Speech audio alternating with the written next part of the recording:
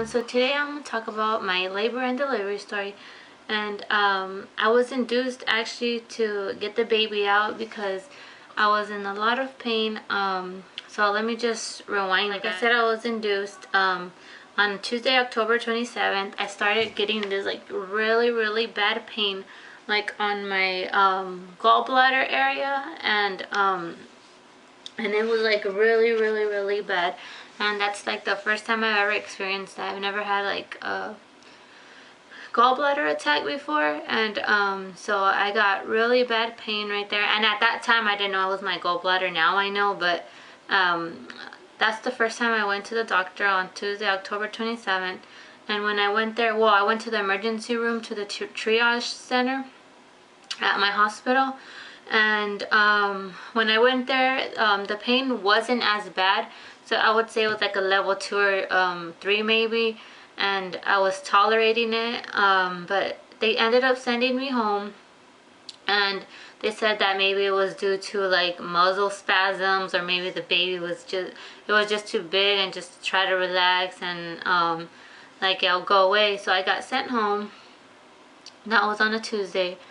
And then every day after that, I started going back. I went back Wednesday, which the pain started getting even worse. Each time that I went, the pain got worse.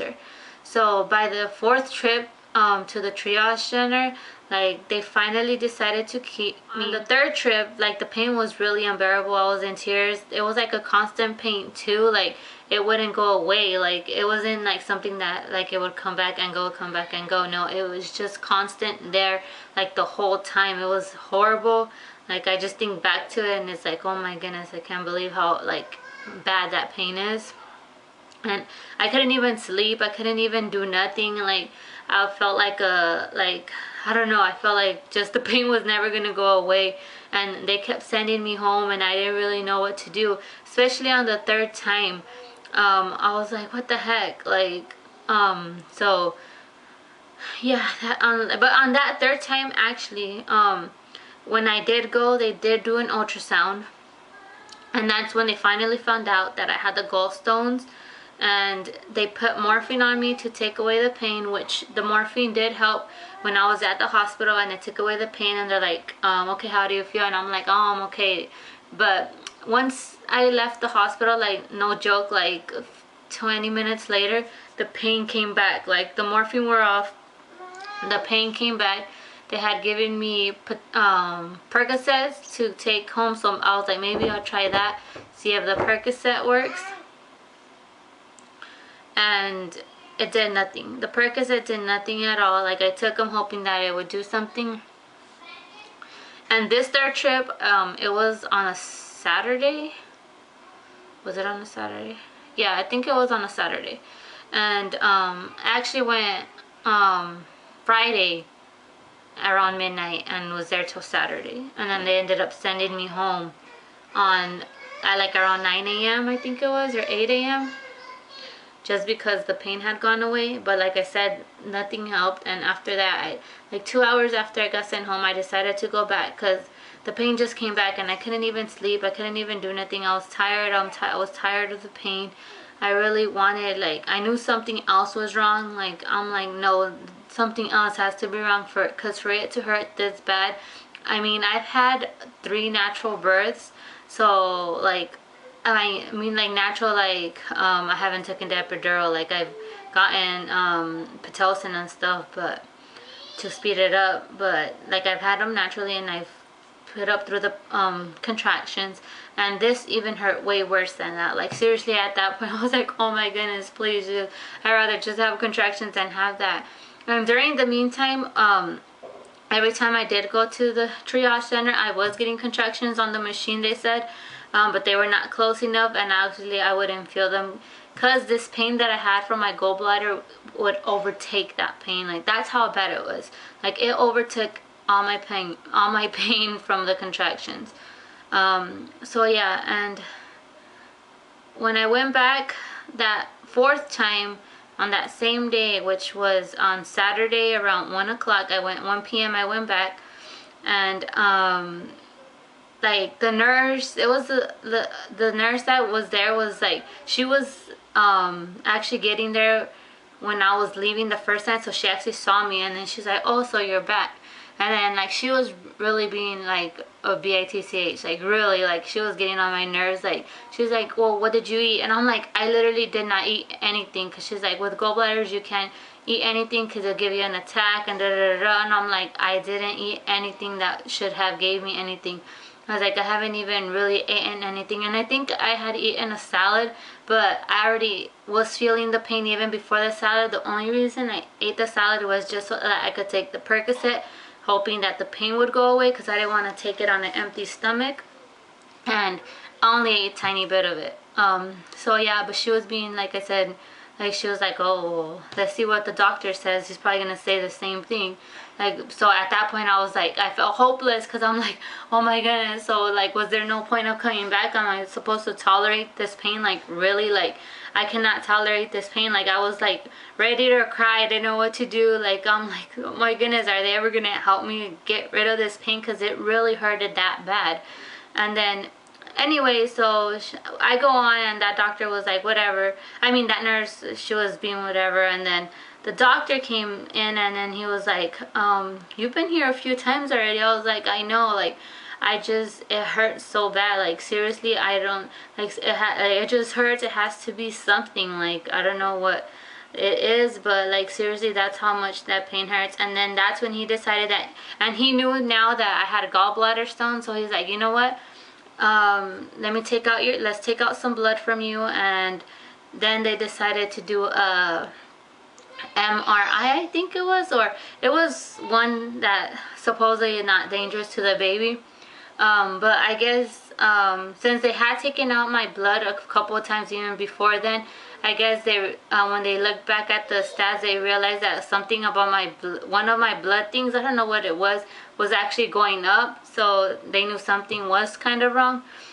And when they did the MRI, they realized that I guess some of my gallstones have had gone into my bile duct, which was what was actually causing the most pain of that all. Like all that pain that I was causing was mostly because of that, because my pain would actually radiate it where my gallbladder is, and it would radiate around my back. Like it was just constant all the time. And so it's like with the MRI, they figured that it went to my bile duct, which they needed to get out. And so now that we had answers, and I was so happy that it was actually something. I was like, oh my goodness, finally. But I was still in pain at that point, like during the whole MRI I was in pain, because I had the pain, like it was horrible. And then finally that doctor called my doctor, and they decided to admit me into labor and delivery. And they were gonna decide what was gonna happen, but they still admitted me. And I was in there, and then finally they made a decision that they were gonna induce me, because I was 3 centimeters already, so that's the good thing. So they decided to induce me, and then they would decide what they were gonna do with my gallbladder, because it needed to, like, we needed to fix the problem. Like obviously the problem wasn't going, my gallbladder pain wasn't going to go away, especially with it having gone to my bile duct area. So I was in labor delivery around 8 p.m. Yeah, let me see. They induced me. Well, they put Pitocin around 8 p.m. I want to say. Yeah. Let me see.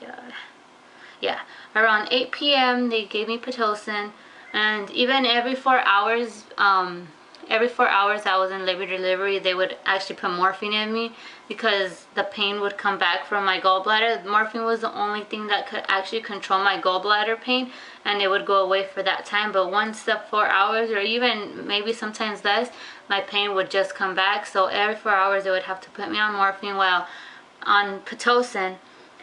And honestly, I couldn't even feel the contractions from the Pitocin, because the pain from my gallbladder was 10 times worse than that. So it like overrode the contractions from the Pitocin. So I really didn't even feel much contractions really until the end. But yeah, so like I said, every 4 hours I was given morphine. Pitocin started at 8 p.m. And then around 11, 12 p.m. I decided to get the epidural, and I was 5 centimeters at that point, and I thought that it might help with my gallbladder pain. I was like, maybe I'll numb that area too, but it didn't, because obviously my gallbladder is up here, and the epidural only works from a certain point down.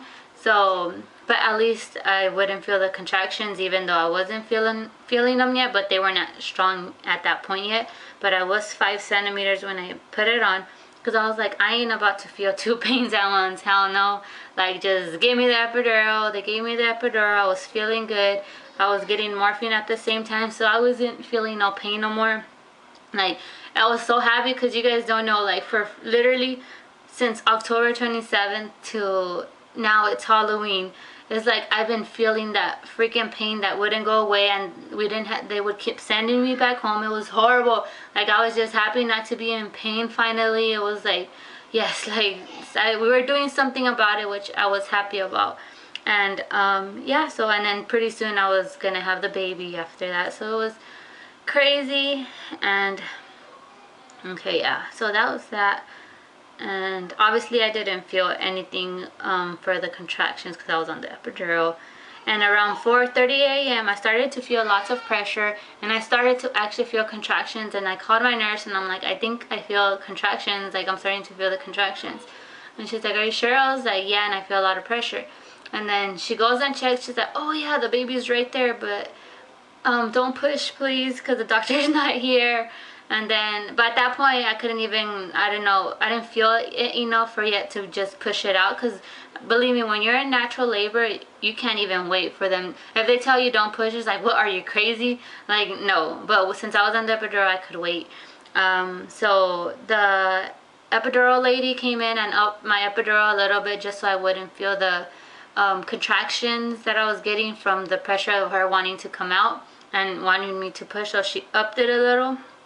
And then finally the doctor comes in, and he literally just breaks my water, because my water doesn't break for some reason. They break it for me, so they broke it, and I just literally pushed one time, and then she came out. And yeah, so she was born on November 1st at 4:50 a.m.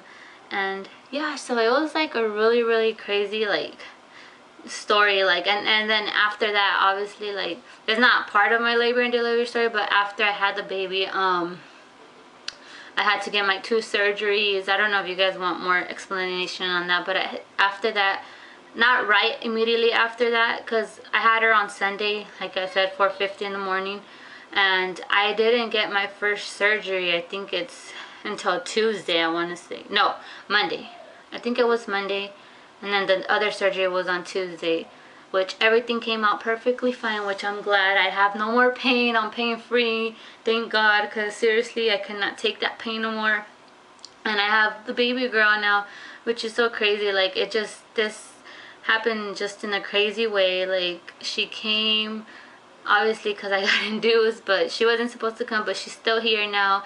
And yeah, so that's it for my labor and delivery story, guys. If you guys have any questions, just put them down below, and I'll be sure to answer them. And I'll probably show some pictures of Melody. She's sleeping right now, and I'll do her 1 month update and like when she turns 1 month. I don't know if I should do 1 week update, but I'll do a video showing you the baby as well, because I know you guys haven't seen her. And I'll put pictures when I was in the hospital, because I did take some, but I wasn't prepared, so my camera wasn't even charged. Like, I wasn't prepared at all, but because it happened all, like, I didn't know what was gonna happen, so I wasn't really too prepared. But yeah, like I said, if you guys have any questions, just put them down below, and I'll talk to you guys in the next video. Bye, guys.